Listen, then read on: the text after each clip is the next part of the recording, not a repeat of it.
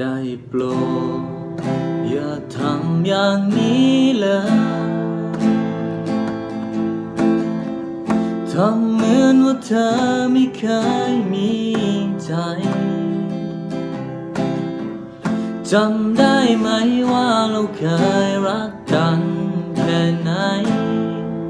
แล้วใครมาทำให้เธอเปลี่ยนแปลง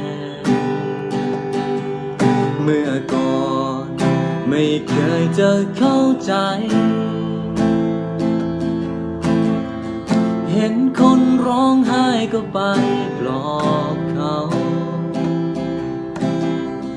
โชคร้ายนั้นมันมาถึงที่ของเราจะเอายังไงกับน้ำตาใจฉันเจ็บเหลือเกินเมื่อเห็นเธอเดินกอดเขาให้ยืนที่เก่าที่ฉันยืนสุดฝืนอยากบอกให้ใครช่วยทีโอ้ยเจ็บหัวใจ